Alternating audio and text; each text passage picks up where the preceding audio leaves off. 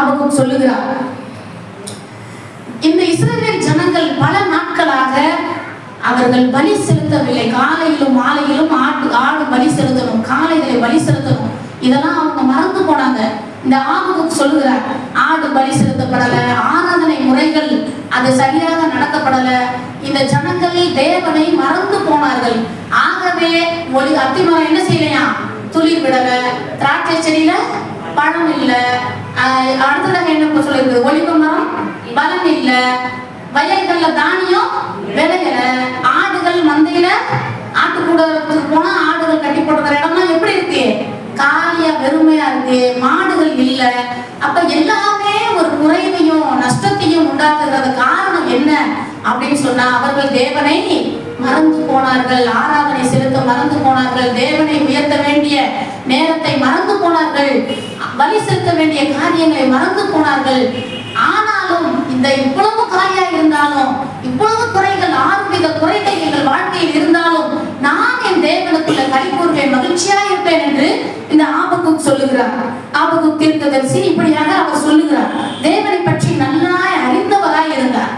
நம்முடைய வேதத்தை நான் பார்க்கும் பொழுது முதலாவது வசனம் முதலாவதாக அந்த காரியம் என்னன்னா, அத்திமரம் துளிர் விடாமல் போனது.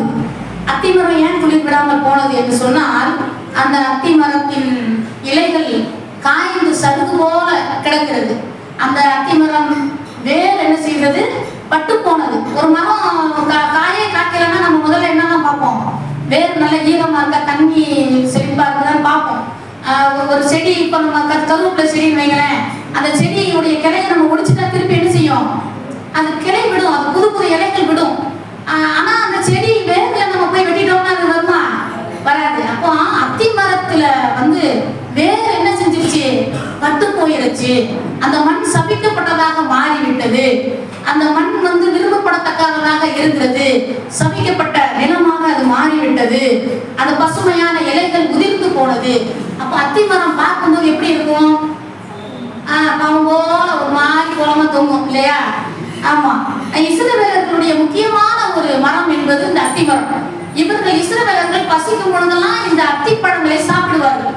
இயேசு கிறிஸ்துவும் தனக்கு பசி எடுக்கும் பொழுது எங்க போனாரு, அத்திமரத்தில் போய் பழங்களை பார்த்தார் என்று சொல்லி நாம் பார்க்கிறோம். இஸ்ரவேலர்களுடைய ஆகாரத்தின் தேவைகளை சந்திப்பதற்கு இந்த அத்திமரம் பயன்பட்டது. இந்த அத்திமரத்திலே இன்று இலைகள் இல்லை, கனிகளும் இல்லை. மரம் செடி என்ன செய்தது, மரம் வேரிலே காய்ந்து வறண்டு போயிருக்கிறது. இந்த நேரத்திலே நாம் மல்கியாவிலிருந்து மத்தேயு 1ஆம் அதிகாரம் வரைக்கும் பார்த்தீங்கன்னா ஒரு 400 வருஷம் இருண்ட காலங்கள் என்று வேத பண்டிதர்கள் சொல்லுகிறார்கள். Black years. அந்த நாட்களிலே ஆண்டவருடைய ஆராதனைகள் இல்லை, ஆசாரியர்கள் இல்லை, வேத பாரகர்கள் இல்லை, போதிக்கிற போதகர்கள் இல்லை, வேதத்தை பற்றிய அறிவு ஜனங்களுக்குள்ளே இல்லை. அந்த மல்கியாவிலிருந்து மத்தேயு வரைக்கும் 400 வருஷங்கள் இருண்ட கண்டமாக, இருண்ட வருடங்களாக சொல்லப்படுகிறது. அப்படியானால் அந்த இருண்ட நாட்களிலே வெளிச்சம் என்ற ஒன்றை இல்லாமல் இருக்கும் பொழுது இப்பொழுதுதான் ஒருவர் தோன்றுகிறார். ஏசாயா 53ஆம் அதிகாரம் 2ஆம் வசனத்திலே வாசிப்போம். வறண்ட நிலத்திலிருந்து விலங்கினை போலவும், வறண்ட நிலத்திலிருந்து துளிர்கிற வேரை போலவும் அவனுக்கு முன்பாக எழுப்புகிறார். போதும். இந்த இடத்திலே அந்த பொட்டல் மண்ணாக, சாபம் பிடித்த மண்ணாக, வறண்ட நிலமாக, இருண்ட நிலமாக இருக்கிற இந்த இடத்திலே ஒருவர் துளிரை போல எழும்புகிறார். அவர் தான் யாரு, நம்முடைய இயேசு கிறிஸ்து. ஹல்லேலூயா. அமைதியாக, ஆர்ப்பாட்டம் இல்லாமல் ஒரு மெதுவாக அமைதியாக ஒரு துளிர் விடுகிறது அந்த அத்தி மரத்திலே. அவர் தான் நமக்காக உதித்த இயேசு கிறிஸ்து. ஹல்லேலூயா. ஹல்லேலூயா. எந்த ஒரு மனிதனுக்குள்ளும் ஒரு தனிப்பட்ட விசுவாச அளவு என்பது உங்க ஒவ்வொருவருக்குமே ஒவ்வொரு விதமா நீங்க தேவனை அறிந்திருப்பீங்க, அப்படித்தானே? ஒருத்தர் நம்ம கேட்டோம்னா சொல்லுவாங்க, அவர் எனக்கு நண்பனை போல எனக்கு துணையா இருந்தார். இன்னொருத்தரை கேட்டோம்னா என்ன சொல்லுவாங்க, எனக்கு தகப்பனை போல துணையா இருந்தார். இப்படி ஒவ்வொருவருக்கும் ஒவ்வொரு விதமா தேவனை அறிந்திருப்போம். இந்த ஆபகுக்கு சொல்லுகிறார், என்னதான் இல்லாம போனாலும் சரி, அவர் என்னுடைய பலனாய் இருக்கிறார், நான் அவருக்குள் மகிழ்ச்சியா இருப்பேன். நெகேமியாவை வாசிக்கிறோம், கர்த்தருக்குள் மகிழ்ச்சியா இருப்பதே உங்களுடைய பலன். நம்ம மகிழ்ச்சியா இருக்கிறோம்னா நம்ம பலனா, நம்ம கர்த்தருக்குள்ள மகிழ்ச்சியா இருக்கணும். எந்த இடங்களுக்கு போய் நீங்க மகிழ்ச்சியா இருந்தாலும் அதெல்லாம் கொஞ்சம் நேரங்கள் தான் இருக்கும். உறவினர்கள்ட்ட போன் பண்ணி பேசுனீங்கன்னா ஒரு மணி நேரம் சந்தோஷமா இருக்கும். அவங்கள்ட்ட நான் நல்லா பேசினேன், சந்தோஷமா இருந்துச்சுன்னு சொல்லுவோம். திரும்ப கவலை பின்னாடியே வந்துடும். ஆமா, ஆனா தேவனோட நீங்க பேசிக்கிட்டே இருந்தீங்கன்னா நேரம் போறது என்ன செய்யாது தெரியாது. நிரந்தரமான ஒரு அமைதியும் சமாதானமும் உங்களை ஆட்கொள்ளும். வேர்ல்டு ஃபேமஸ் 2 கப்பல். சரி, யாராவது சொல்லுங்க அப்போ வேர்ல்டு ஃபேமஸ் 2 கப்பல். டைட்டானிக் ஃபர்ஸ்ட், ரெண்டாவது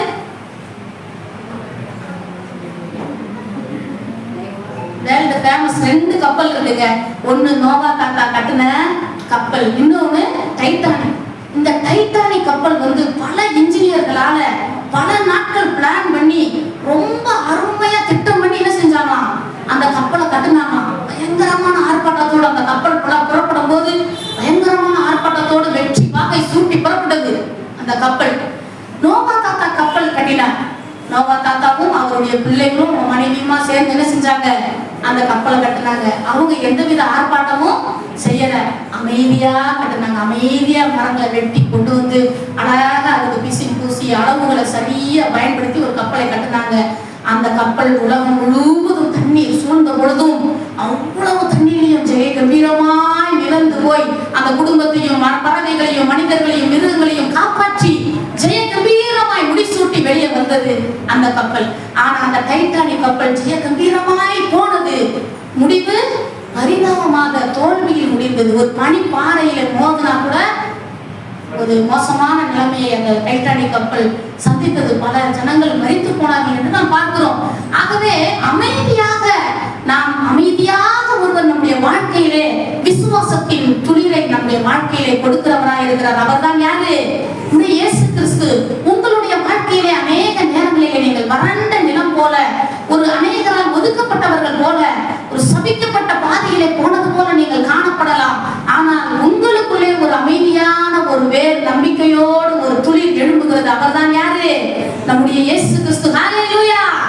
அந்த விசுவாசம், நம்பிக்கை என்கிற துளிரான வேர் உறுதியாக அவருடைய சமூகத்திலே நாம் அவருக்குள்ளே ஊன்ற கட்டும் பொழுது அவர் நம்முடைய வாழ்க்கை கட்டுகிறவராய் இருக்கிறார்.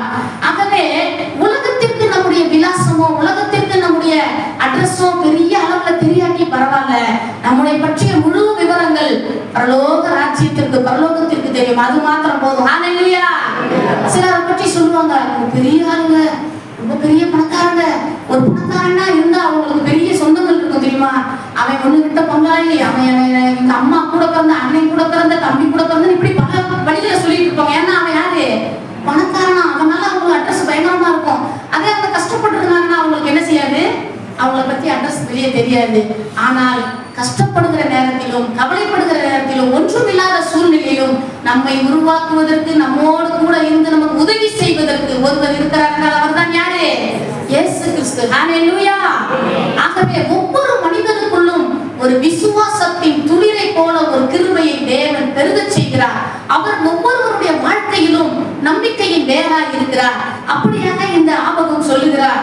ஆகவே அத்தி மரத்திலே அந்த அந்த துளிர் விடாமல் போனாலும் என் தேவனுக்குள்ளே நான் நம்பிக்கையா இருப்பேன், மகிழ்ச்சியா இருப்பேன் என்று சொல்லுகிறார். அடுத்ததாக வாசிக்கிறோம், திராட்சை செடிகளில் பழம் உண்டாகாமல் போனாலும். திராட்சை செடியில பழங்கள், இஸ்ரவேலர்களுக்கு முக்கியமான ஒரு காரியம் என்னன்னு பாத்தீங்கன்னா திராட்சை செடி தான். அவங்களுடைய முக்கியமான விவசாயமே திராட்சை செடி தான். திராட்சை பழங்களை அவங்க ஆட்டி அந்த திராட்சை ரசம் எடுத்து அதை விற்பனை செய்வாங்க. திராட்சை பழங்களை விற்பனை செய்து அதன் மூலமாக தங்கள் வாழ்வாதாரத்தை பாதுகாப்பார்கள். இப்படியாக திராட்சை ரசம் என்பது அவர்களுக்கு மிக முக்கியமானது. அவங்க கல்யாண விருந்துகள் எல்லாம் என்னதான் கொடுப்பாங்களாம்? திராட்சை ரசம் தான் பரிமாறுவாங்க. நம்மளுடைய கல்யாண வீடுகள் எல்லாம் என்ன கொடுப்போம்? ஐஸ்கிரீம், பாயாசம். இப்பதான் ஐஸ்கிரீம்லாம், முந்தியெல்லாம் பாயாசம் தான். அப்படி நம்ம கொடுத்து ஜனங்களை மகிழ்ச்சிப்படுத்துவோம். அது குறைவாயிடுச்சுன்னு சொன்னா யாருமே என்ன செய்ய மாட்டாங்க, ஏற்றுக்கொள்ள மாட்டாங்க. நாங்க அந்த கல்யாண வீட்டுக்கு போனோம், பாயாசமே கொடுக்கல அப்படின்னு நம்ம குறையாவே சொல்லுவோம். எல்லாம் நல்லா சாப்பிட்டுருப்போம். அதனால கடைசி அந்த பாயாசம் இல்லைன்னா நமக்கு அது மனசுக்கு என்ன செய்யாது, பிடிக்காது. அப்போ அதே போல இந்த இயேசு கிறிஸ்து அந்த கல்யாண வீட்டுக்கு போகிறார். எங்க போகிறார்? முதலாவது அற்புதம் யோவான் 2ஆம் அதிகாரத்திலே பார்க்கிறோம். அந்த கல்யாண வீட்டிலே குறைவுபட்ட பொழுது திராட்சை ரசத்தை, அந்த தண்ணீரை திராட்சை ரசமாய் மாற்றினார். அப்ப இந்த ஆபத்து நன்றாய் அறிந்திருந்தார். திராட்சை செடியிலே பழங்கள் இல்லாமல் போனாலும் எனக்கு திராட்சை ரசம் கொடுப்பதற்கு தேவன் உண்டு. நானே மெய்யான திராட்சை செடி என்று யோவான் 15:1 நாம் வாசிக்கிறோம். நானே மெய்யான திராட்சை செடி. அப்ப திராட்சை செடியாக அவரே இருக்கும்போது இதுல பழம் பழுத்தா என்ன, பழுத்தாட்டி என்ன அப்படின்னு சொல்லி அவர் என்ன செய்கிறார்? தேவனுடைய நம்பிக்கையிலே அவர் உறுதியாக இருக்கிறார். இந்த திராட்சை செடி என்பது மிக கடினமா இருக்குமா. திராட்சை செடி ரொம்ப கடினமா இருக்குமா. அதனுடைய தண்டுகள் கருப்பா இருக்குமா. அந்த திராட்சை பழங்களும் அந்த கிளைகளும் நல்ல பசுமையா அழகா இருக்குமா. அந்த தண்டு எப்படின்னா இருக்குமா, கருப்பா அசிங்கமா இருக்குமா. அது போல தேவனும் நாம் அழகாக வாழ்வதற்காக, சந்தோஷமாக வாழ்வதற்காக, நாம் செழிப்புள்ளவர்களாய் ஆசீர்வாதமாய் வாழ்வதற்காக தன்னைத்தானே வெறுமையாக்கி அவர் சிலுவையிலே உங்களுக்காகவும் எனக்காகவும் மரித்தார். ஹல்லேலூயா. அவர் விரும்பப்படத்தக்க ரூபம் இல்லாதவராய் அவர் இருந்தார் என்று நாம் வாசிக்கிறோம். அந்த 400 வருடங்கள் அந்த இடைவெளிக்கு பின்பதாக அந்த இருண்ட காலத்தை அதை வெளிச்சமாக்குவதற்கு ஒருத்தர் உதிக்கிறார். அவர்தான் யாரு? இயேசு கிறிஸ்து. உன்னதத்தில் தேவனுக்கு மகிமையும் மனுஷர் மேல், பூமியின் மேல் சமாதானம், மனுஷர் மேல் பிரியமும் உண்டாவதாக என்று சொல்லி தேவனை ஆராதித்தார்கள். அப்ப அந்த இருண்ட நாட்களிலே வெளிச்சமாக இயேசு உதிப்பார் என்கிற நம்பிக்கை அந்த ஆபகுக் தீர்க்கதரிசிக்குள்ளே இருந்தது. இந்த நாளின் தலைப்பே ஆபகுக் தீர்க்கதரிசிக்குள் இருந்த உறுதியான விசுவாசம். அந்த விசுவாசம்ங்கிறதுக்கு இன்னொரு பேர் என்ன சொல்லலாம்னா நம்பிக்கை இல்லையா. நம்பிக்கை இங்கிலீஷ்ல சொன்னா ட்ரஸ்ட், ஃபெய்த் சொல்லலாம். ஆகவே நாம் நன்றாய் இருப்பதற்காக அவர் சிலுவைக்கு போய் அவர் தன்னுடைய அழகை இழந்து அந்த கோலமாய் அவர் சிலுவையிலே காட்சியளித்தார். அன்பானவர்களே, நீங்கள் நன்றாய் இருக்க வேண்டும் என்று, உங்கள் குடும்பத்தில் உங்கள் பிள்ளைகளோடு நீங்கள் சந்தோஷமாய் இருக்க வேண்டும் என்று அவர் அந்த ரூபத்தை தெரிந்து கொண்டார். ஹல்லேலூயா. ஆகவே திராட்சை செடியில் உள்ள அந்த தண்டுகள் அசிங்கமாக கருப்பாக இருப்பது போல தேவன் நமக்காக அவர் அசிங்கமான கோலமாய் தொங்கினார். ஒரு உருவமே இல்லாமல் ஒரு என்ன சொல்வதென்றே தெரியாத அளவிற்கு அவர் அப்படி போல அவர் சிலுவையில் தொங்கினார் என்று வேத பண்டிதர்கள் சொல்லுகிறார்கள். உங்களுக்காகவும் எனக்காகவும் அவர் அடிக்கப்பட்ட ஆட்டுக்குட்டியாய், அவர் திராட்சை செடி, அவர் திராட்சை ரசம் கொடுக்கிறவராய், அந்த திராட்சை செடியை போல அவர் அழகு இழந்தவராய் காணப்பட்டார் என்று நாம் பார்க்கிறோம். நமக்கு எத்தனை பாடுகள் வந்தாலும், பிரச்சனைகள் வந்தாலும், கஷ்டங்கள் வந்தாலும், போராட்டங்கள் வந்தாலும் நம்முடைய விசுவாசத்தின் வேர் பட்டு போகாமல் நாம் பாதுகாக்க வேண்டும். ஹல்லேலூயா. இந்த விசுவாசத்தின் வேர் ஆழமாக உறுதியாக தேவனுக்குள்ளே அஸ்திவாரமாக இருக்கும் பொழுது அது நம்முடைய வாழ்க்கையை ஒருவரும் என்ன செய்ய முடியாது, அசைக்க முடியாது. ஒரு கட்டடம் கட்டுறோம், கட்டடம் கட்டும் போது அஸ்திவாரங்கள் போட்டு கட்டுறோம். அஸ்திவாரத்திலிருந்து ஒரு செங்கலையா உருவ முடியுமா? முடியாது. ஏன் என்றால் அது எப்படி இருக்குது, நல்ல ஸ்ட்ராங்கா கட்டப்பட்டு இருக்குது. ஒரு செங்கலையோ அல்லது ஒரு லேச அசைவு கூட நம்ம என்ன செய்ய முடியாது, கொடுக்க முடியாது. அதுபோல நம்முடைய அஸ்திவாரம், நம்முடைய விசுவாசம், நம்முடைய நம்பிக்கை தேவனாகிய கர்த்தருக்குள் நம்முடைய அஸ்திவாரம் என்ன செய்யணுமா, உறுதிப்பட இருக்க வேண்டும் என்று ஆபகுக் சொல்லுகிறார். இரண்டாவதாக நாம் பார்த்தோம், முதலாவதாக என்ன பார்த்தோம், அத்திமரம். இரண்டாவதாக திராட்சை செடி. மூன்றாவதாக நாம் பார்க்கிறோம் ஒலிவ மரம். அபிஷேகம், ராஜாக்களை அபிஷேகம் பண்ணுவதற்கு இந்த ஒலிவ மரத்தின் எண்ணெயை பயன்படுத்துவார்கள், ஒலிவ மரத்தின் தைலத்தை பயன்படுத்துவார்கள். யாத்திராகமத்திலே நாம் வாசிக்கும் பொழுது ஆசாரியர்கள் தங்களை சுத்திகரிப்பதற்கு இந்த ஒலிவ மர எண்ணெயை உபயோகப்படுத்துகிறார்கள். ஒரு ஒலிவ மரம் சுமார் 4000 வருஷங்கள் உயிரோடு இருக்கும் என்று சொல்லுகிறாங்க.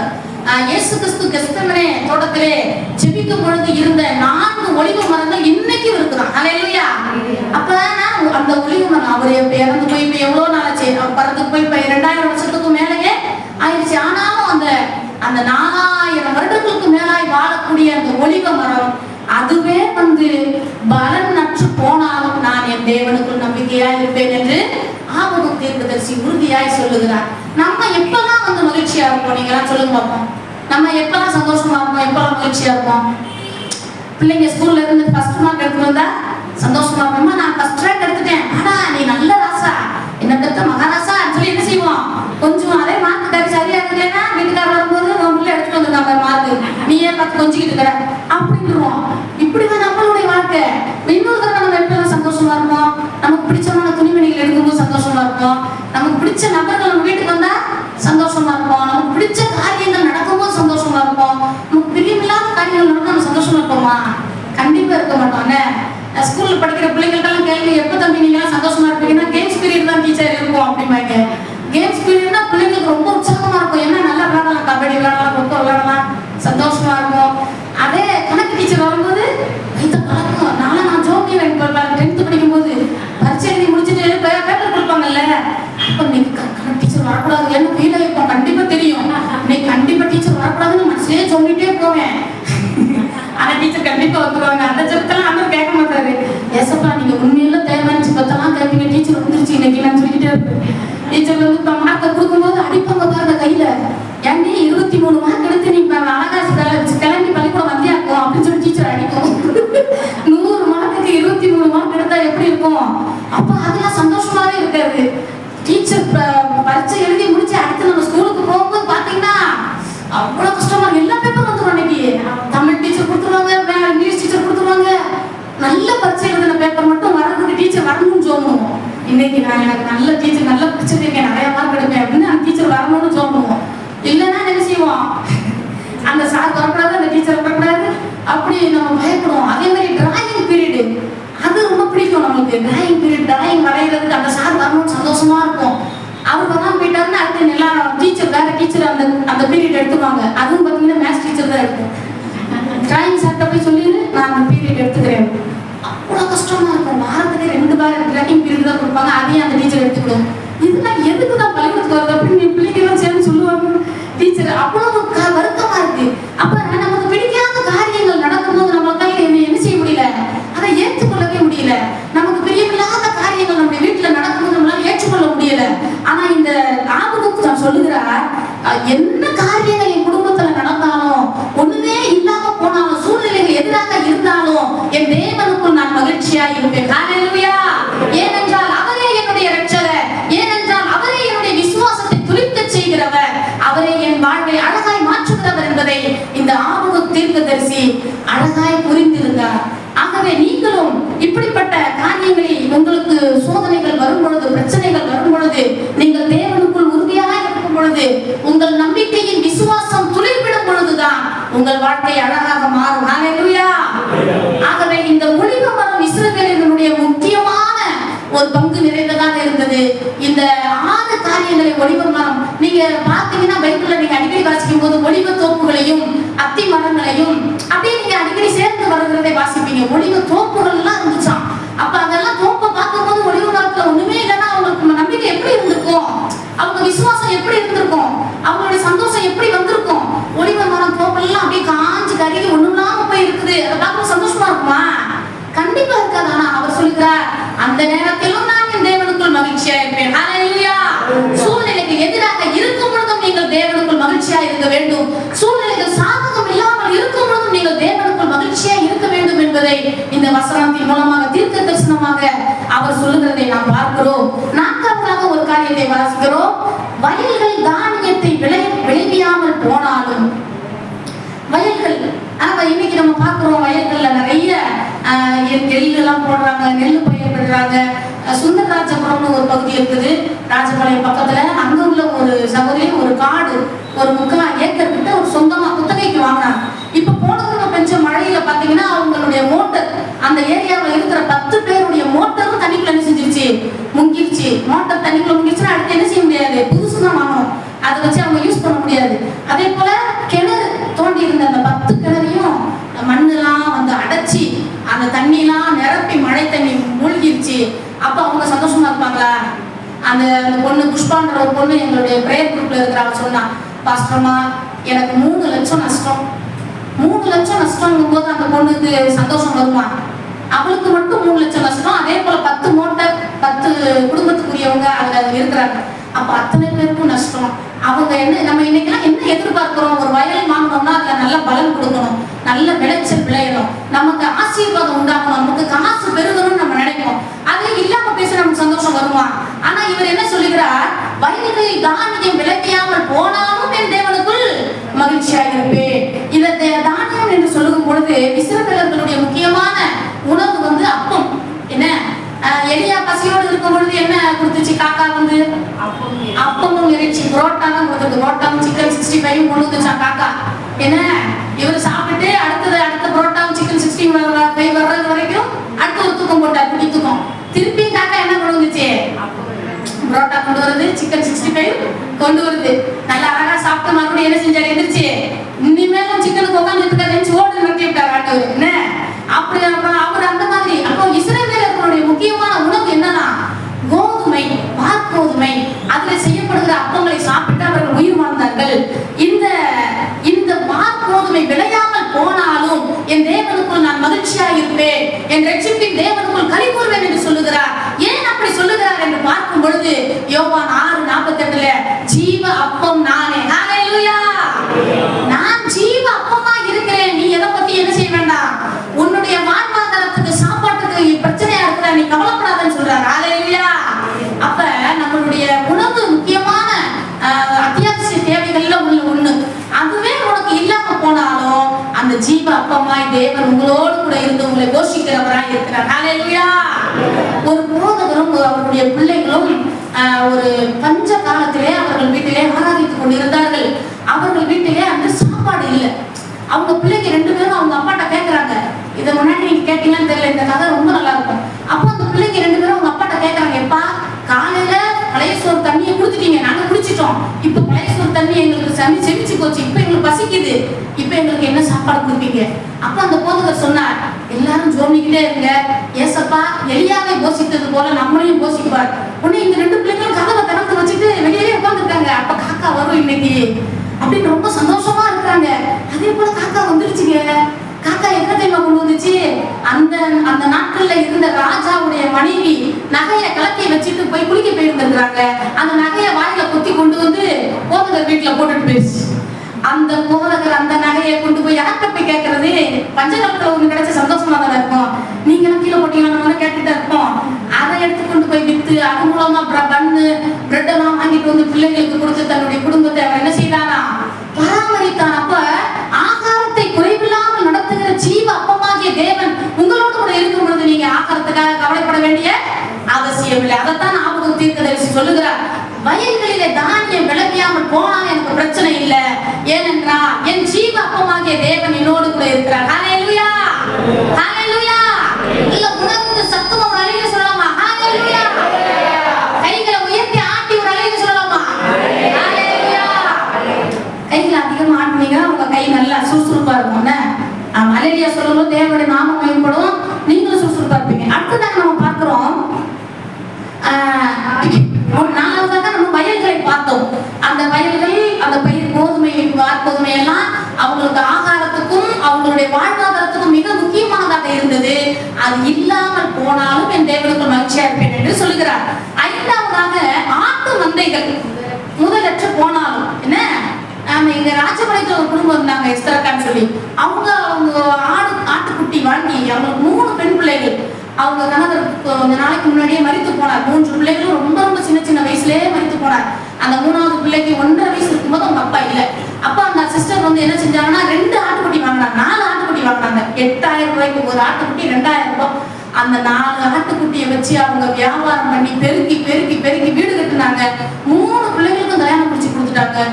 ஆசீர்வாதமா இருக்கிறாங்க. அப்போ நம்ம ஒரு ஆட்டுக்குட்டி வாங்கணும்னா என்னதான் நினைப்போம், நம்ம பெருகணும் தான் நினைப்போம், அப்படிதான் நினைப்போம். இன்னைக்கு திருமணம் முடித்த உடனே வீடுகள்ல கேட்பாங்க, நீ என்ன விசேஷமா இருக்கியா அப்படின்னு கேட்பாங்க, என்ன ஏதாவது செய்தி இருக்கா அப்படின்னு கேட்பாங்க, சும்மா இருக்கியா அப்படின்னு கேட்பாங்க. அப்படிலாம் கேட்பாங்கல்ல. எதுக்கு அப்படி கேட்கறாங்கன்னா குடும்பம் வந்து பெருகணும், செழிக்கணும், ஆசீர்வாதமா இருக்கணும்னு கேட்பாங்க. அது போல இந்த ஆட்டு மந்தைகள் முதலற்று போனா ஆடு மந்தைக்கு போய் பார்த்தா ஆடே இல்லை, ஆட்டுக்குட்டியும் இல்லை, அப்படியே மந்தையெல்லாம் அப்படியே வெறுமனே காலியா கிடக்குது. இதை பார்த்தா சந்தோஷம் வருமா? ஆனா இந்த ஆபத்துக்கு என்ன சொல்றாரு? எல்லாம் சொல்லுங்க பார்ப்போம். நான் கர்த்தருக்குள் மகிழ்ச்சியா இருப்பேன், என் தேவனுக்குள் களி கூறுவேன். அந்த களி கூறுதல்ன்றது வந்து ஒரு சந்தோஷத்தின் உச்சகட்டம். சந்தோஷம், ஆராதாரம், மகிழ்ச்சியின் உச்சகட்டம். அப்படி இருப்பேன்னு சொல்றாரு. அப்போ இந்த ஆடுகள் ஒரு ஆடு வாங்கினாலே பெருகணும்னு நம்ம நினைக்கிறவங்க, அந்த ஆடு இல்லாம போனாலும் நான் சந்தோஷமா இருப்பேன் என்று சொல்லுகிற இந்த ஆபகம் தீர்க்கதரிசி ஏன் அப்படி சொன்னார் என்று பார்க்கும் பொழுது யோகாவிலே நாம் வாசிக்கிறோம், இதோ உலகத்தின் பாவத்தை சுமந்து தீர்க்கிற தேவ ஆட்டுக்குட்டி, என்னுடைய பாவங்களையும் சாபங்களையும் சுமந்து தீர்க்கிற தேவ ஆட்டுக்குட்டியாக ஒருவர் பலியாக போகிறார். ஆகவே ஆட்டு மந்தையில ஆடுகள் இல்லாமல் போனாலும் எனக்கு கவலை இல்லை என்று அவர் சொல்லுகிறார். அந்த பலியாக போகிற அந்த ஆட்டுக்குட்டியை 30 காசுக்கு விலை பேசினான் ஒருவன். அந்த பேர் என்ன பேரு? யூதாஸ் காரியோத்து. விலையாக பேசினாலும் அவர் விலை கிரயமாக நம்ம என்ன செய்தார்? மீட்டு கொண்டார். 1 கொரிந்தியர் 6 அதிகாரம் 20 கிரயத்துக்கு கொல்லப்பட்ட விற்கப்பட்டீர்களே. என்ன கிரையம்? 30 வெள்ளிக்காசுக்கு விற்று போட்ட அந்த இயேசு கிறிஸ்து நமக்காக அவர் சிலுவையிலே ரத்தம் சிந்தி நம்மை அவர் மீட்டுக் கொண்டார் என்று நாம் வாசிக்கிறோம். 1 தீமோத்தேயு 2ஆம் அதிகாரம் 6ஆம் வசனத்தை வாசிப்போம். அப்படி இருந்தும் ஏறினவர்களுக்குள்ளே ஞானத்தை பேசுகிறோம். பிரபஞ்சத்தின் ஞானத்தை இல்ல 1 தீமோத்தேயு 2:6 தான? எல்லாரையும் மீட்கும் தம்மை ஒப்புக் கொடுத்த மனுஷனாகிய கிறிஸ்து இயேசு அவரே. எல்லாரையும் மீட்கும் பொருளாக தம்மை ஒப்புக் கொடுத்தார். நம்ம முந்திலாம் அந்த பண்டமாற்று முறையில கேள்விப்பட்டீங்களா? முந்தி நாட்கள்ல வந்து பண்டமாற்று முறையில் இருக்கும். வாணிகர்கள் அவங்க என்ன செய்வாங்கன்னா, இப்ப நாங்க உங்களுக்கு 20 கிலோ கோதுமையை கொடுத்தோம்னா நீங்க 20 கிலோ அரிசி எங்களுக்கு கொடுங்க சொல்லுவாங்கல்ல. ஒண்ணு கொடுத்து ஒண்ணு என்ன செய்யறது வாங்குறது பண்டமாற்று முறை. படிச்சிருக்கோம், வணிகவியல் படிச்சவங்களுக்கு எல்லாம் தெரிஞ்சிருக்கும். அப்போ எல்லாரையும் மீட்கும் பொருளாக நம்மை மீட்கிறதுக்கு அவர் விலைக்கிரயம் செலுத்தினார். அதுதான் என்னது? அவருடைய விலையேற பெற்ற ரத்தம். உங்களுக்காகவும் எனக்காகவும் அவர் ரத்தம் சிந்தி நமக்காக மரித்தார். ஒரு ஆடு பலியிட போவது போல அவர் ஆடை போல அவர் பலியிடப்பட்டார். ஒரு மயிர் கத்திருக்கிறவனுக்கு முன்பாக ஆடு சத்தமிடாத இருக்கிற ஆட்டை போல தம்முடைய வாயை திறவாக இருந்தார் என்று ஏசாயா 53 முழுவதும் அவருடைய பாடு மரணங்களை பற்றி சொல்லி இருக்கிறது. ஏசாயா 53 நீங்க மனப்பாடமா பிள்ளைங்க சொல்லணும். வீடுகள்ல பிள்ளைங்களுக்கு ஏசாயா 53 எப்ப கேட்டாலும் சொல்லணும். அது முழுவதும் பாத்தீங்கன்னா ஆண்டவருடைய பாடு மரணங்களை தீர்க்க தரிசனமாக ஏசாயா சொல்லி இருப்பார். அப்போ ஆட்டை போல பலி கொடுக்கப்படுகிற ஒரு மீட்கும் பொருளாக கர்த்தர் நம்மை அவர் நமக்காக என்ன செய்தார்? பலியிடப்பட்டார் என்று சொல்லி இந்த ஆபத்து நன்றாய் அறிந்திருந்தார். எல்லாரையும் மீட்கும் பொருளாக வரப்போகிற இயேசு கிறிஸ்து எனக்காக பலியிட போகிறார். ஆகவே ஆட்டு மந்தையிலே ஆடு இல்லாமல் போனால் எனக்கு பிரச்சனை இல்லை, எனக்கு கவலை இல்லை. எப்பயுமே பாருங்களேன், எதை பத்தி நம்ம கவலைப்படுறோமோ, ஒரு காரியத்தை குறித்து நம்ம கவலைப்பட்டோம்னா திரும்ப நமக்கு கவலை வந்துகிட்டே இருக்கும். நீங்க இந்த கவலையை மறந்துட்டு கொஞ்ச நேரம் ஆண்டவர் ஆராதிச்சு ஜெபம் பண்ணி ஒரு சந்தோஷமா இருந்து பாருங்களேன், உங்களுக்கு அடுத்தடுத்து வேற நல்ல செய்திகள் வந்துகிட்டே இருக்கும். ஹல்லேலூயா. ஆமா, ஒரு போன் பண்ணி சொல்லுவாங்க, சிஸ்டர் நீங்க வேலைக்கு வாங்கன்னு சொல்லுவாங்க. சிஸ்டர் உங்களுக்கு இந்த காரியத்துல உங்களுக்கு அப்கிரேட் ஆயிருக்குன்னு சொல்லுவாங்க, போஸ்ட் கூடுதுன்னு சொல்லுவாங்க. நீங்க கர்த்தருக்குள்ள எவ்வளவு தூரம் உங்களை ஈடுபடுத்தி கொண்டு கவலைகளை மறக்கிறீர்களோ, தேவன் அவ்வளவுதான் உங்களை உயர்த்துகிறவராய் இருக்கிறார். ஹல்லேலூயா. நம்முடைய விசுவாசத்தின் நம்பிக்கையின் துளிரை அவர் வர்த்திக்க செய்கிறவராய் இருக்கிறார். அப்போஸ்தலர்களை நாம் வாசிக்கிறோமா? அப்போஸ்தலர்ல சரியா எனக்கு ஞாபகம் இல்லை. எங்களுக்கு விசுவாசத்தை வர்த்திக்க பண்ணும் என்று என்ன செய்யறாங்க? சீசர்கள்லாம் கேட்கிறாங்க வந்து விசுவாசத்தை வர்த்திக்க பண்ணும். இன்னைக்கு நம்ம எப்படிலாம் ஜெபம் பண்றோம்? ஒரு எதிரி இருந்தாங்கன்னா நம்ம என்ன ஜெபம் பண்ணுவோம்? அந்த எதிரி பல்ல உடைச்சிரும் ஆண்டவரே, அவன் வண்டியில போகும்போது கீழே விழுந்துடணும் இல்ல, இப்படிதான் நம்ம என்ன செஞ்சுட்டு இருக்கோம்? பிடிக்காதவங்களை நம்ம அதெல்லாம் சொல்ல வேண்டியது இல்லை, அதை அவர் பார்த்துக்கிடுவாரு. நமக்கு வேற வேற விதமான ஜெபம்லாம் வரும். என்ன ஒரு அம்மா சொல்றாங்க, ஒரு அம்மா எங்க பிரேயர் குரூப்ல இருக்காங்க, அந்த அம்மா சொல்லுவாங்க 25 கிலோ அரிசி ஒரு மாசத்துக்கு வாங்கினாங்கன்னா அந்த 25 கிலோ அரிசியவும் முதல்ல கை வச்சு ஜோம்பிடுவாங்க. என்ன செஞ்சுருவாங்க? ஆண்டவரே இந்த அரிசியை பொங்கி சாப்பிடும் போது எனக்கும் என் கணவருக்கும் என்ன வந்துடக்கூடாது? பிரச்சனையே வந்துடக்கூடாது, எங்க குடும்பத்துல சந்தோஷம் குறைவே வந்துடக்கூடாது. இந்த சோறை நாங்க பொங்கி சாப்பிடும் போதெல்லாம் சந்தோஷமா சாப்பிடணும்னு சொல்லுவாங்க. நல்ல ஜெபம் பாருங்க. இப்படிலாம் நம்ம செய்யணும். நானே எனக்கு அவங்க சொல்லும் போது சந்தோஷமா இருந்துச்சு, நம்மளும் அப்படி செய்யணும். ஏன்னா அந்த நேரத்துலதான் ஏதாவது சண்டை வந்துடும். சாப்பாடை பொங்கி வச்சு கொண்டு வந்து இருக்கும் போது நமக்கு என்ன செய்யும்? சண்டைகள் வரும். ஆமா நீ பொங்கல் நீயே சாப்பிடணும் புருஷன் போயிடுவாரு. ஆமா நீ பெரியவங்க சம்பாதிச்சு கொண்டு வந்து உனக்கு பத்தி தெரியாதானே இந்த அம்மா என்ன செஞ்சிருவோம்? அவரை மரியாதை எல்லாம் பேசிடும். அப்படி பிரச்சனை வந்து சோறு அங்க தனியா அனாவையா கிடக்கும். அப்ப இப்படி சோறு நம்ம சாப்பிடும் போது அது நல்லா தான் இருக்குது இல்லையா? அப்ப அரிசியை வாங்கின உடனே அதை கை வச்சு நம்மளும் என்ன செஞ்சிருவோம்? ஜோபி அந்த சாப்பாடை பொங்கி சாப்பிடும் போதெல்லாம் நான் மகிழ்ச்சியா இருக்கணும் ஆண்டவரே, என்னை போல எல்லாரும் இலைகள்லாம் சாப்பிடணும்னு நீங்க ஜோபம் பண்ணணும். அப்படிதானே? கர்த்தர் நல்லவர். அப்படியே இந்த உலகத்தின் பாவங்களை சுமந்து தீர்க்கிற தேவ ஆட்டுக்குட்டியாக அவர் எனக்காக பலியிட போகிறார் என்பதை அந்த ஆபத்து தீர்க்கதரிசி நன்றாய் அறிந்திருந்தார். இந்த நாளிலே உங்களுடைய பலவிதமான காரியங்கள், பலவிதமான சாபங்கள், தரித்திரங்கள், அவமானங்கள், நிந்தனைகள் எல்லாவற்றையும் மாற்றுவதற்காக அவர் சிலுவையில் பலியானார். உங்களை நன்றாய் வாழ வைப்பதற்காக அவர் சிலுவையில் பலியானார். அன்பான தேவ ஜனமே, உங்களுக்குள்ளே விசுவாசத்தின் அந்த நம்பிக்கை துளிர் விடும் பொழுதெல்லாம் உங்கள் வாழ்க்கை அழகாக மாறுகிறது. நீங்கள் அதை சரி செய்வது உங்களுக்கு அவசியமாக இருக்கிறது. எந்த பகுதியிலே நான் குறைவோடு இருக்கிறேன், எந்த பகுதியிலே நான் தேவனுக்கு கொடுக்க வேண்டிய கனத்தை கொடுக்காமல் இருக்கிறேன் என்பதை நீங்கள் ஆராய்ந்து பார்த்து உங்களை நீங்கள் திருத்திக் கொள்ளும் பொழுது கர்த்தர் செயல்படுகிறவராய் இருக்கிறார். ஹல்லேலூயா. அடுத்ததாக ஆறாவதாக நாம் பார்க்கிறோம், மாடுகள் தொழுகத்தில் இல்லாமல் போனாலும். தொழுகத்துல முந்தி நாட்கள் எல்லாம் பாப்பீங்க இல்லையா, முந்தினா நிறைய மாட்டு தொழுவங்கள்லாம் இருக்கும். நல்ல சின்ன சின்ன கட்டைகள்லாம் கட்டி அதுல மாட்டை கட்டி இருப்பாங்க. பருத்தி இதெல்லாம் போட்டு ஆட்டி மாட்டுக்கு ஊத்துவாங்க. அப்படிதானே? ஊத்தி அந்த மாடை நல்லா சாப்பாடு கொடுப்பாங்க. இப்பெல்லாம் எல்லாம் என்ன செய்யறாங்க, பால் கடையில வாங்கிக்கிடுவோம். முந்தி பால் வீடுகள்ல நல்லா இருக்கும். அப்படி நாட்கள் இருந்தது. அப்போ அவ்வளவு மாடுகள் இருக்கிற அந்த தொழுவத்தை போய் பார்க்கும்போது தொழுவம் வெறுமையா இருக்கிறது. அப்போ அது சந்தோஷமா இருக்குமா? ஆனா இந்த ஆபத்துக்கு என்ன சொல்றாரு, தொழுவத்திலே மாடுகள் இல்லாமல் போனாலும். ஏன் அப்படி சொல்றாரு கேட்டா, மாடுகள் சுமை தாங்குகிற ஒரு மிருகம், சுமை சுமக்கிற ஒரு மிருகம். மாடு எவ்வளவு சுமை வைத்தாலும் அது சுமக்கும், வண்டி இழுக்கும், கடினமான வேலைகளை செய்யும். அப்படி போல நம்முடைய சுமைகளை தாங்குகிறவராய் இயேசு கிறிஸ்து இருக்கிறார். ஹல்லேலூயா. ஆகவே அவ்வளவு வெயிட் உள்ள அந்த சிலுவையை அவர் சுமந்தார். அவ்வளவு வெயிட் உள்ள அந்த சிலுவையை சுமந்து நம்முடைய நிந்தனைகளை அவர் சுமந்தார். நமக்கு வர வேண்டிய தண்டனைகளை அவர் சுமந்தார். நமக்கு வர வேண்டிய பிரச்சனைகளை அவர் சுமந்தார். நமக்கு வர வேண்டிய சாபங்களை அவர் சுமந்தார். அவர் சுமை தாங்குகிறவராய் அவர் சிலுவையிலே வெளிப்பட்டார். ஹல்லேலூயா.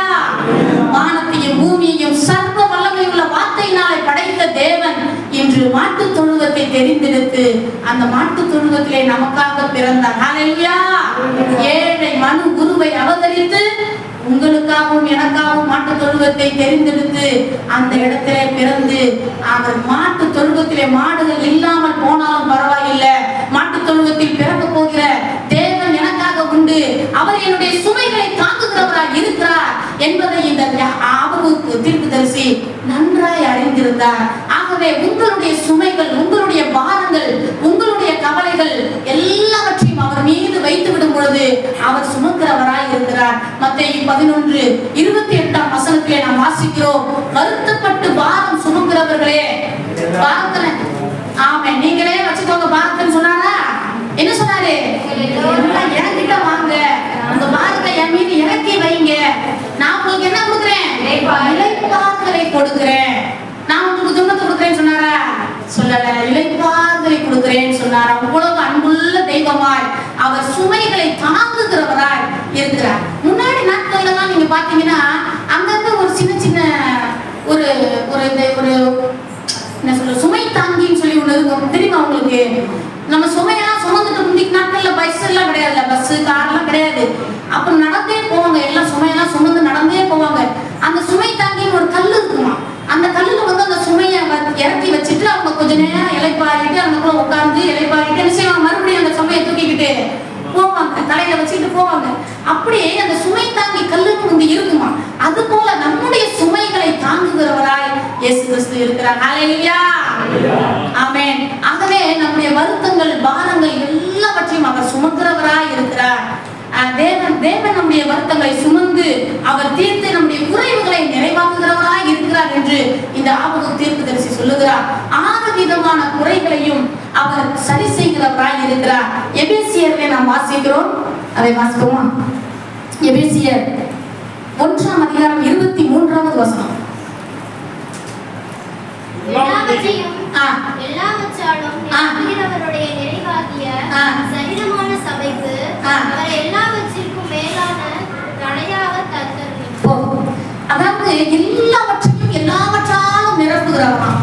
எல்லாவற்றையும் என்னன்னா இந்த 6 குறைகள் மட்டும் இல்ல, இன்னும் வேற குறைகள் இருந்தாலும் அந்த குறைகளை நிரப்புவதற்கு அவர் எப்படி இருக்கிறாரா? சர்வ வல்லமை உள்ளவராய் அவர் சபைக்கு தலைவராய் இருக்கிறார். இந்த ஆபத்து குறைவையே பார்க்கல பாருங்க, எந்த குறைவையும் அவர் பெருசாவே நினைக்கல, அவர் நிறைவை மட்டுமே பார்க்கிறவராய் இருக்கிறார். நிறைவை தருகிற தேவன் எனக்குள் இருக்கிறார் என்கிற ஒரு உறுதியான விசுவாசமும் நம்பிக்கையும் அவருக்குள்ளே இருந்தது. ஹல்லேலூயா. அது போல நம்முடைய சுமைகளை நாம் சுமந்து இளைப்பாற இடம் தேடி அலைகிற போதுதான் அவர் என்கிட்ட வாங்கன்னு சொல்றாரு, என்கிட்ட வந்து உங்க சுமைகளை இறக்கி வைங்கன்னு சொல்றாரு. அப்படிப்பட்ட நல்ல தேவன் உங்களுக்கு தெய்வமா இருக்கிறார். கர்த்தரை தெய்வமாக கொண்ட ஜனம் பாக்கியம் உள்ளது. கர்த்தர் தம்மை அவர் இன்னொரு வசனத்துல வாசிக்கும் பொழுது கர்த்தரை துதிக்கிற கர்த்தர் இவ்விதமான சீரை பெற்ற ஜனம் பாக்கியம் உள்ளது. இவ்விதமான சீர்னா என்னது? அந்த ஒரு கொடுக்கப்பட்ட வாழ்க்கை, கொடுத்து வைக்கப்பட்டதுன்னு சொல்லுவோம் பார்த்தீங்களா? கொடுத்து வச்சவ அப்படின்னு சொல்லுவோம். கொடுத்து வச்சவ, ஆசீர்வதிக்கப்பட்ட மக்கள் அப்படின்னு சொல்லுவோம். அது போல நம்மலாம் யாருதான்? கொடுத்து வச்சவங்க. நீங்க சொல்லுங்க, கொடுத்து வச்சவங்க. ஆண்டவருடைய ரத்தத்தால கழுவப்பட்டு மீட்கப்பட்டு அவரை தெய்வமாக வணங்குகிற அனைவரும் யாரு? கொடுத்து வைக்கப்பட்ட ஜனங்கள், ஆசீர்வதிக்கப்பட்ட ஜனங்கள் என்று வேதம் சொல்லுகிறது. ஆகவே வேதத்திலே நாம் பார்க்கும்போது இஸ்ரவேலை ஆசீர்வதிப்பதே கர்த்தருக்கு பிரியம். என்னாகமம் 24:1 வாசிக்கிறோம்.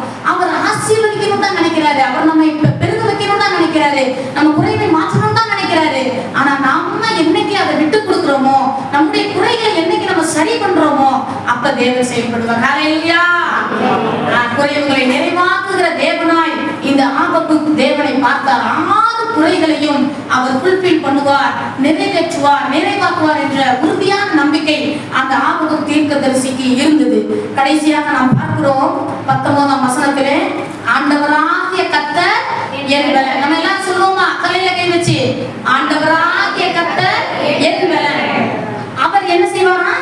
அவர் என் கால்களை மான் கால்களை போல் ஆக்கி உயர்ந்த ஸ்தலங்களில் என்னை நடத்துவார். நீங்க உயரமா ஒரு இடத்துல இருக்கும்போது உங்களை எல்லாரும் எப்படி பார்ப்பாங்க? இப்படி அண்ணாந்து தான் என்ன செய்வாங்க? பார்ப்பாங்க. யோசேப்புடைய வாழ்க்கையில பாருங்க, அவங்க சகோதரர்களாக அவர் பகைக்கப்பட்ட பொழுது அவருக்கு கனவு சொப்பனம்லாம் கிடைச்சது. அவருக்கு எப்படி கனவு கிடைச்சிச்சு? 12 பேரும் வணங்குற மாதிரி தானே கனவு கிடைச்சிச்சு. அப்ப 12 பேர் வணங்கினாங்க, எப்படி வணங்கிருப்பாங்க? இப்படி குனிஞ்சு அவரை வணங்கிருப்பாங்க. அப்படி கனவு கண்டாரு. ஆனா இன்னைக்கு குழிக்குள்ள தூக்கி போடும் போது அந்த 10 பேரும் என்ன செய்யறாங்க? உயரத்துல நிக்கிறாங்க. யோசேப்பு எங்க இருக்கிறாரு? குழியில இருக்கிறாரு. அவங்க எல்லாம் இப்படிதானே பார்த்தாங்க, இப்படிதானே பார்த்திருப்பாங்க, இப்படி பார்க்கல. ஆனாலும் அந்த கனவு நிறைவேறிச்சா? இவரை அடிமைக்கு விற்கப்படுறாங்க. அந்த இஸ்மவேலர்கள் வாங்கிட்டு போறாங்க. அப்போ 20 வெள்ளிக்காசுக்கு விற்கும் போது அந்த நாட்கள்ல விற்கிற அடிமையை வாங்குறவங்க ஒரு அடையாள தழும்பை கையில போடுவாங்க, ஒரு சீல் வைப்பாங்க. நம்ம இன்னைக்கு சில காரியங்கள், சில பொருட்கள்லாம் வாங்கும்போது பாத்தீங்கன்னா என்ன செய்வாங்க? சீல் போட்டு கொடுப்பாங்க. திரும்ப மாற்ற முடியாதுன்னு சொல்லி ஒரு சீல். அது போல இந்த யோசேப்புடைய இடது கையில தழும்பு, ஒரு அடையாளத்தை போட்டு அவரை இழுத்து கொண்டு போகிறார்கள். கிட்டத்தட்ட 12 நாட்கள் நடந்தார் என்று வேத பண்டிதர்கள் சொல்லுகிறார்கள். இவங்க வாங்கின இடத்திற்கும் எகிப்து தேசத்துக்கும் 12 நாட்கள் நடக்க வச்சே கூட்டிட்டு போறாங்க. ஒரு செயினை போட்டு இழுத்தே என்ன செய்யறாங்க? கூட்டிட்டு போறாங்க. அந்த நாட்கள்ல செருப்புலாம் இருந்த மாதிரி தெரியல, வெறும் காலில் தான் நடந்துருப்பார் இல்லையா? என்னை விட்டுருங்கனே எத்தனையோ கெஞ்சி பார்த்திருப்பார். அவங்க அண்ணெல்லாம் இறக்கம் இல்லாம அவர் செஞ்சாங்க. அவர் அட்ரஸ் முடிஞ்சிச்சுன்னு நினைச்சாங்க. அதுதானே இப்ப வித்தாச்சு, இவங்கள்ட்ட போய் என் தம்பி எங்க இருக்கான்னு கேட்டா கூட அவங்க என்ன செய்ய முடியாது, சொல்ல முடியாது. கை மாறிடுச்சு. இவருடைய அவங்க அப்பாவையும் நம்ப வச்சாச்சு. ஆட்டு ரத்தத்தை கொண்டுட்டு போய் அவங்க அப்பாவையும் என்ன செஞ்சுட்டாங்க? யோசேப்பு செத்து போயிட்டா, நம்ப வச்சாச்சு. இப்ப அங்கேயும் நம்ப வச்சுட்டாங்க, இங்கேயும் வித்தாச்சு. யோசேப்புக்கு அட்ரஸ் இல்லாம யோசேப்பு கதை முடித்தது என்று நினைக்கும் பொழுதுதான் யோசேப்பு சிறைச்சாலையிலே உருவாக்கப்பட்டு அவருக்குள்ளே இருக்கிற அந்த விசுவாசத்தின் நம்பிக்கையின் வேர் துளிர்விட்டுக் கொண்டே இருந்தது. ஹல்லேலூயா. எனக்கு ஒரு தேவன் இருக்கிறார், என்னுடைய சொப்பனத்தை நிறைவேற்றுவார், எனக்கு வந்த சொப்பனத்தை அவர் நிறைவேற்றுவார் என்ற நம்பிக்கையோடு காத்திருந்தார். அவனுக்கு முன்னாலே ஒரு புருஷனை அனுப்பினார் என்று நாம் வாசிக்கிறோம் சங்கீதம் 107. அவருக்கு முன்னாடி தேவன் போய் அதை எல்லாவற்றையும் ஆயத்தம் செய்து யோசேப்பு உயிரோடு இருக்கிறான் என்று யாக்கோபுக்கு சொல்லப்பட்டது.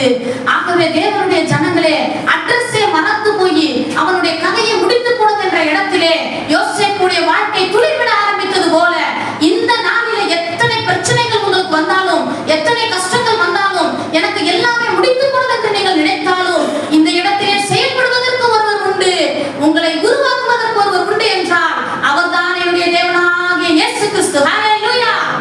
அவர் உங்கள் வாழ்க்கையிலே துளிர்விட்டுக் கொண்டே இருக்கிறார், அமைதியாக துளிர்விட்டுக் கொண்டிருக்கிறார். அவருக்குள்ளே உங்கள் விசுவாசத்தை கட்டி எழுப்புங்கள், உங்களுடைய விசுவாச அளவை அதிகமாக்குங்கள். என் தேவனால் கூடாத காரியம் ஒன்றுமில்லை என்று சொல்லி நீங்கள் நிச்சயமாக நம்பும் பொழுது எந்த பெரிய பிரச்சனையா இருந்தாலும் என் தேவனால் தீர்த்து வைக்க முடியும் என்கிற உறுதியான நம்பிக்கை உங்களுக்குள் இருக்க வேண்டும். ஹல்லேலூயா.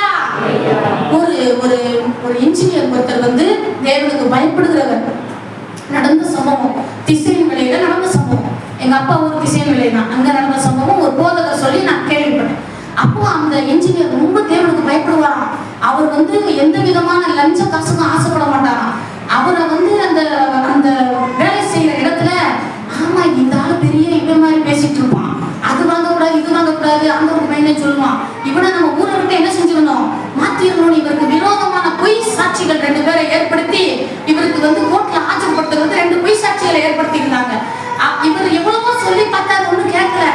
அவர்கிட்ட ஜோமிட்டு விட்டுட்டாரு. இந்த சொன்ன ஒரு போதகர் வந்து சாம் ஜெபத்துறை. அந்த ஐயாவுக்கு ஜெபம் குறிப்பு போகிறது. இந்த மாதிரி இந்த இன்ஜினியர் ஐயாவுக்கு பிரச்சனை வருது, இன்னைக்கு கோர்ட்ல ஆச்சரியப்படுத்துறாங்க, இவருடைய வேலைக்கு பிரச்சனை வந்துருச்சு. அந்த நாட்கள்லயே 30,000 ரூபாய் சம்பளம் வாங்கினாங்க. அந்த நாட்கள்ல இப்பயே நம்ம 30,000 நம்ம அதிகமா நினைக்கிறோம். அப்ப சம்பளமும் இல்லாம போயிரும். அவங்க 2 பிள்ளைங்க பெண் குழந்தைகளை வச்சுட்டு அவர் ரொம்ப மோசமான நிலைமைக்கு போயிடுவாருன்னு எதிர்பார்த்துக்கிட்டு இருந்தாங்க எல்லாருமே.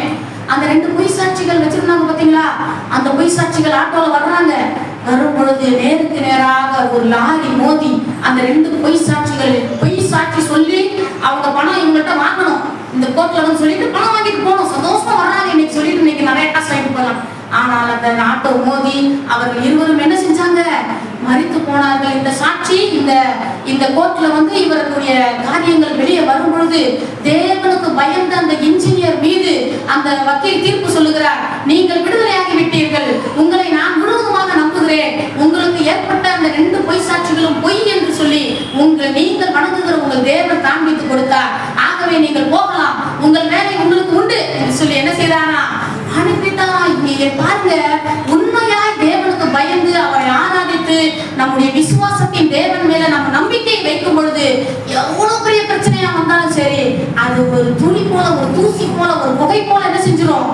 மறைஞ்சு போயிடும். புகையெல்லாம் பாத்தீங்கன்னா ரொம்ப நேரம் இருக்குதா, அப்படி காத்தோட கலந்து போயிடும். அது போல புகை போல உங்க பிரச்சனைகள் மாறிடும். ஆகவே நீங்கள் கர்த்தருக்கு பயந்து அவருடைய வழிகளில் நடந்து உங்கள் விசுவாசத்தை கர்த்தருக்குள்ள உறுதிப்படுத்துங்கள் என்று ஆண்டவர் உங்களை பார்த்து சொல்லுகிறார். ஹல்லேலூயா.